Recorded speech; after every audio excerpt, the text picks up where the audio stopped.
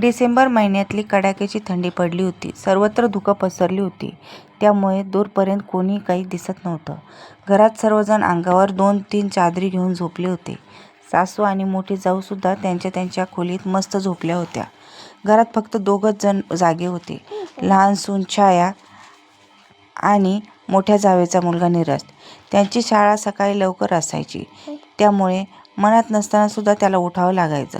त्याला शाळेत पाठवण्याची जबाबदारी त्याच्या काकूची म्हणजेच छायेची होती.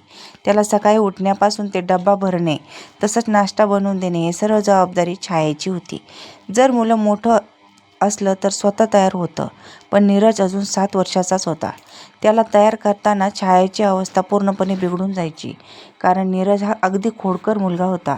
त्याच्या मागे संपूर्ण घरात धावायचं असायचं.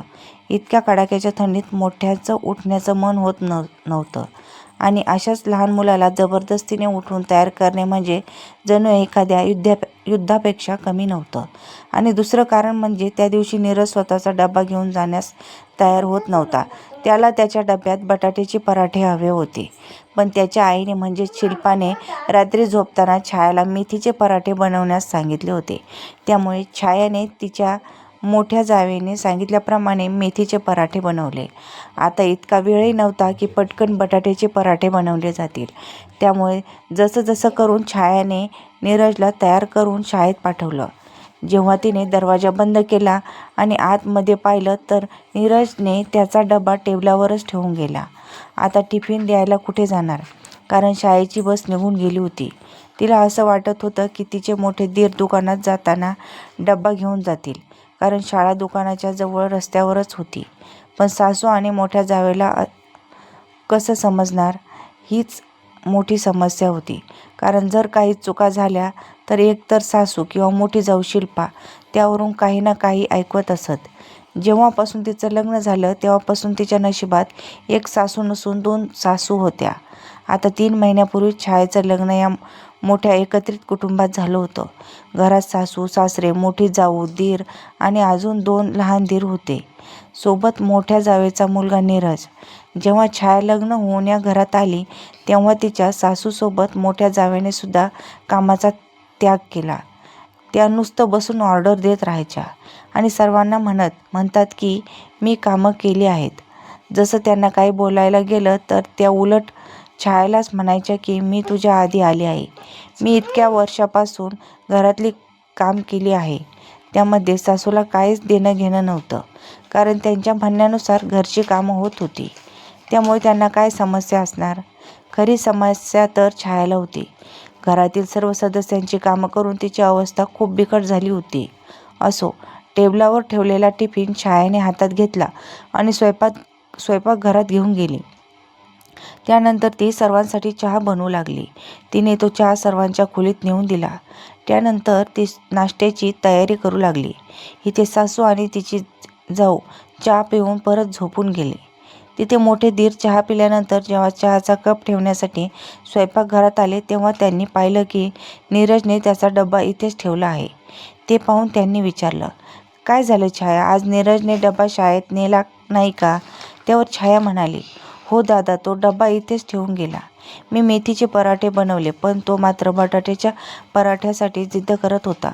त्यावर तिचे दीर म्हणाले, हा मुलगा पण ना खूप जिद्दी झाला आहे. काही हरकत नाही, मी दुकानात जाता जाता शाळेत त्याला हा डबा देऊन पुढे जाईल. असं म्हणून तिचा दीर खोलीत निघून गेला. काही वेळानंतर घरातील सर्व पुरुष आंघोळ करून नाश्ता करण्यास बसले होते. तेव्हा तिची सासू आणि मोठी जाऊ उठून बाहेर आल्या. सर्वजण नाश्ता करत असलेला पाहून मोठी जाऊ शिल्पा परत तिच्या खोलीत निघून गेली. थोड्या वेळानंतर जेव्हा सर्वजण जाऊ लागले तेव्हा शिल्पाने तिच्या नवऱ्याच्या हातात मुलाचा शाळेचा टिफिन पाहिला. शिल्पा स्वयंपाकघरात छायाकडे आली आणि म्हणाली, तू आज नीरजला टिफिन का नाही दिलास? रोजचं नाटक लावली आहेस. तू साध्या एका मुलाला सांभाळू शकत नाहीस. शिल्पाचा आवाज ऐकून सासूबाई स्वयंपाकघरात आल्या आणि विचारू लागल्या, काय झालं मोठी सूनबाई, तू लहान सुनेवर इतकी का चिडली आहेस? त्यावर मोठी सून शिल्पा म्हणाली, ओरडू नाही तर काय करू, आज सुद्धा माझा मुलगा डबा न घेता शाळेत निघून गेला. माझ्या मुलाला हिला उपाशी ठेवायचं आहे. त्यावर सासूबाई छायाला विचारू लागल्या, काय झालं छाया, तू नीरजला टिफिन का नाही दिलास? त्यावर छाया म्हणाली, अहो आई, मी त्याचा टिफिन तयार केला होता.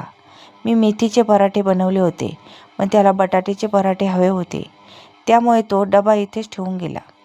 त्यावर मोठी जाऊ शिल्पा म्हणाली, 2 बटाट्याचे पराठे बनवले असते तर तुझं काय बिघडलं असतं? शिल्पा अजूनही स्वतःची हार मानण्यास तयार नव्हती.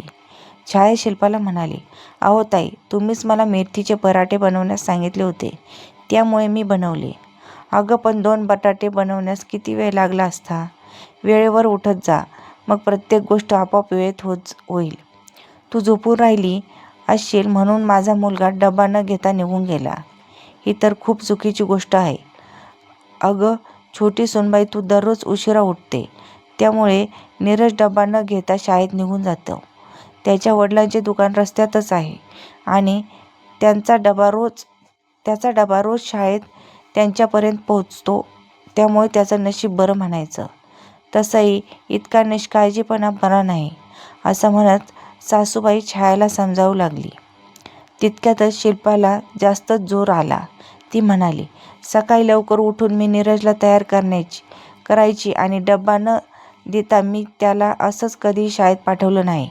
जर स्वतःचा मुलगा असता तर तुला कळलं असतं. हे सर्व ऐकून छाया आतून खूप तुटून गेली.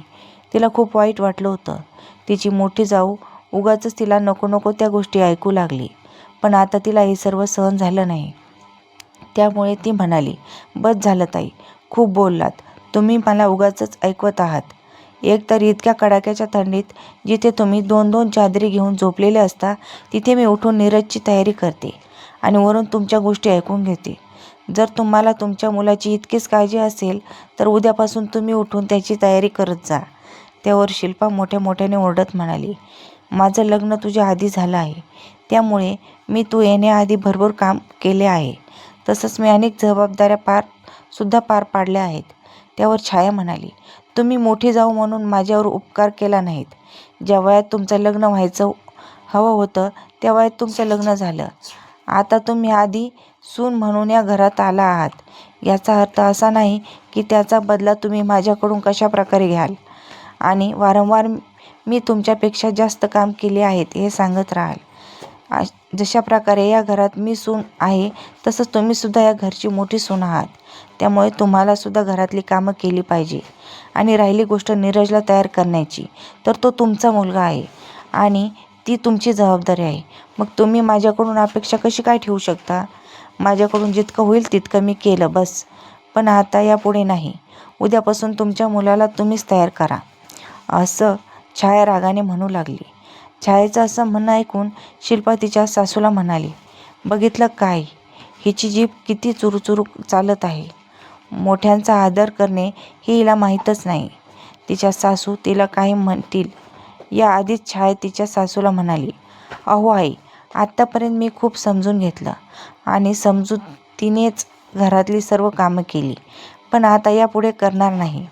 ताई आणि मी, आम्ही दोघेही घराच्या सुना आहोत.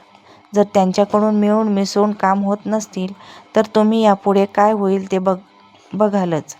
छायेचा असा स्पष्ट वक्तेपणा पाहून तिच्या सासू तिला काहीच बोलल्या नाहीत. त्या मोठ्या सुनेला म्हणाल्या, अगं शिल्पा, छाया काहीच चुकीचं बोलत नाही. ती सुद्धा तुझ्यासारखीच्या घरची सून आहे, त्यामुळे घरातील कामं तुम्हा दोघांना मिळून मिसळून करावी लागतील. आणि हो, स्वतःच्या मुलाची जबाबदारी स्वतः घेतली पाहिजे. आणि आता हा तमाशा बंद करा, जा आणि दोघेही आपली आपली कामं करा. सासूच्या गोष्टी ऐकून शिल्पाला जोरजोरात पाय आपटत स्वतःच्या खोलीत निघून गेली. पण छाया मात्र स्वयंपाकघरात जाऊन तिची कामं करू लागली.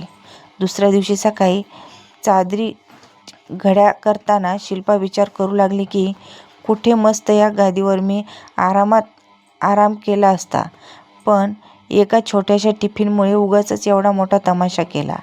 पण आता पश्चात्तापाशिवाय दुसरा काहीच पर्याय नव्हता.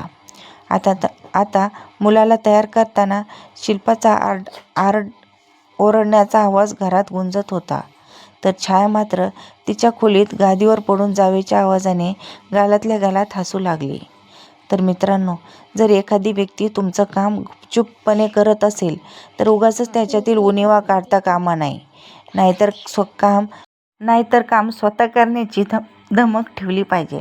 आता शिल्पाचा असं झालं की तूप पण गेलं, माप पण गेलं. याबद्दल तुमचं काय मत आहे कमेंट बॉक्समध्ये नक्की सांगा.